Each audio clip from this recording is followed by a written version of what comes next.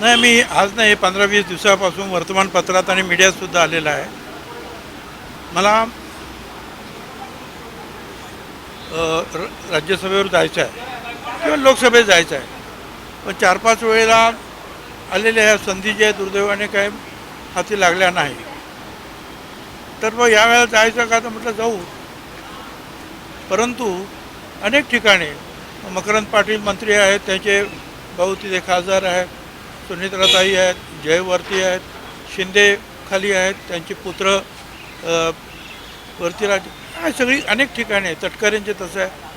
तर म्हटलं मलासुद्धा हा नियम लागू करून माझ्यासुद्धा मुलाला जे आहे मंत्रिपद द्या, मी राज्यसभेवर जातो. परंतु मला असं वाटतं की ते वरती कम्युनिकेट करायला वेळ लागला असण्याची शक्यता नाकारता येत नाही. आणि बी जे पीकडे ते प्रपोजल आम्ही मांडल्यानंतर शेवटचा एकच दिवस होता, आम्ही सगळ्यांनी सांगितल्यानंतर. आणि ते 1 दिवसामध्ये मग त्यांचं असं उत्तर आलं की ज्या वेळेला विस्तारीकरण होईल मंत्रिमंडळाचं, रिशफल होईल, काय होईल, त्यावेळेला विचार करू. त्यामुळे बी जे पीने नकार दिला या गोष्टीमध्ये तथ्य नाही.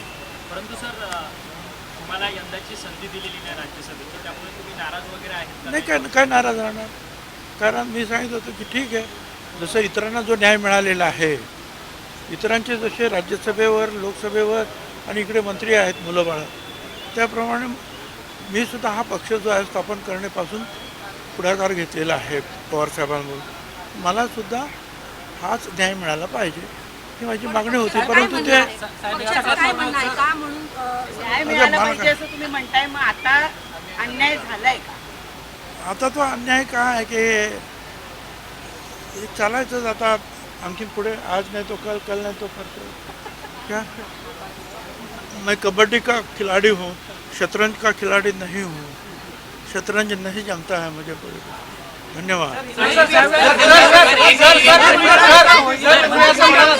समीर भुजबळ मंत्री होते, पण तुमच्या बाबतीत काय निर्णय झाला, तुम्हाला काय आश्वासन दिलं?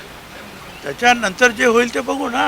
आता काय सर, तुम्ही म्हणताय नाराज नाहीये, मग सगळं तुमच्या सातपुड्या बंगल्यावरती आज सकाळी प्रफुल्ल पटेल आलं होतं, नेमकं कारण काय होतं? इकडे येण्यासाठी सगळे एकत्र जाऊया आपण, दुसरं काय. सर, महायुती सरकारचं, दुसऱ्या महायुती सरकारचं जेव्हा गठन होत होतं, तुम्हाला मंत्रिपदावरून जेव्हा तुम्हाला संधी मिळाली नाही, तुम्ही शेरोशायरीतून नाराजी व्यक्त केली होती की जहा नाही चैना वहा नाही रहना. आज पुन्हा एकदा राज्यसभेच्या बाबतीत तसाच घटनाक्रम घडताना दिसतोय. आज काय भावना? तुझं काय म्हणणं तेच बोलायचं. वेगळं काही शब्दात अरे हमने कहा ना, हम कबड्डी के प्लेयर है, शतरंज के खिलाड़ी नहीं है.